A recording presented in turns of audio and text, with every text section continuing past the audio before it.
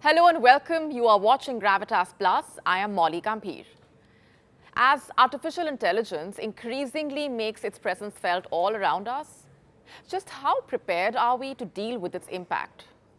What about the impact of AI on mental health?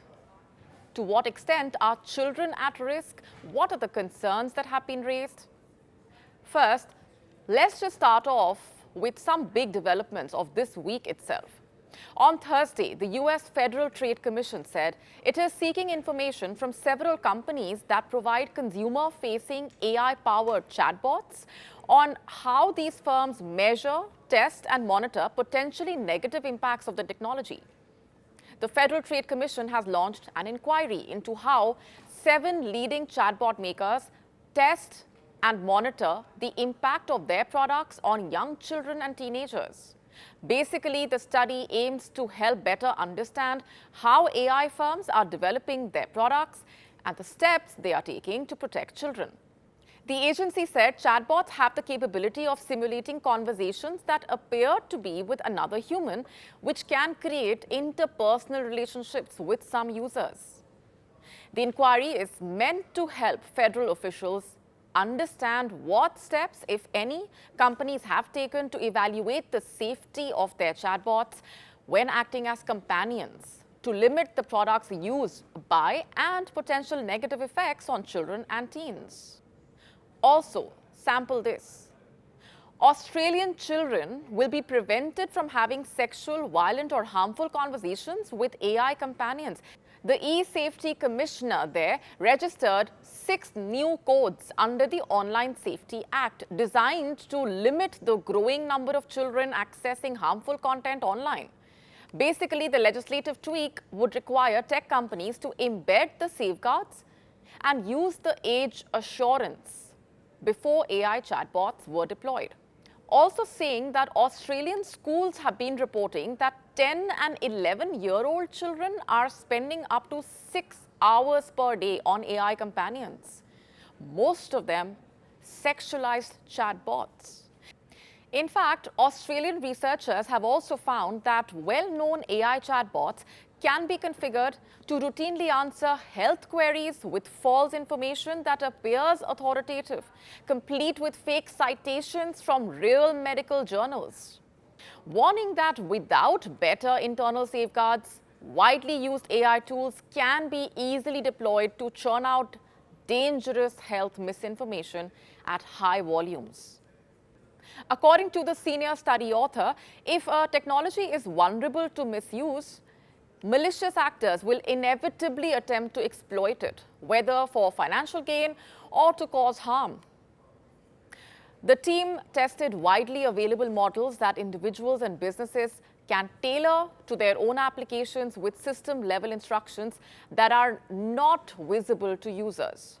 The thing is, as the world increasingly relies on technology, AI, chatbots, the moves come with far-reaching implications, triggering a series of questions, concerns, even heated debates. There have, of course, been concerns about AI's emotional depth as well, and privacy risks, and the long-term psychological effects of using chatbots for therapeutic advice. Therapists and researchers have warned, in fact, that the emotional realism of some AI chatbots, the sense that they are listening, understanding, and responding with empathy, can be both a strength and a trap.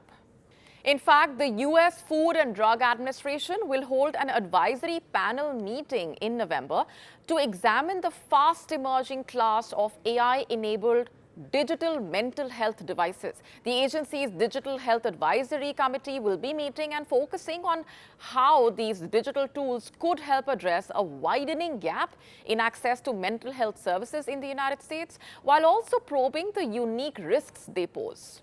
There has been a sharp growth in AI-enabled digital mental health tools, from chatbots to virtual therapists. While these technologies promise reach, scalability, and timely intervention, regulators are grappling with how to ensure such devices are both effective and safe.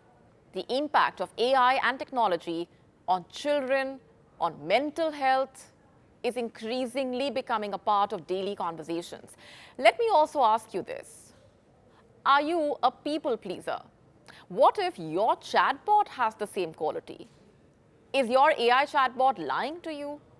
Why are these questions being raised? Let's tell you what a study has found.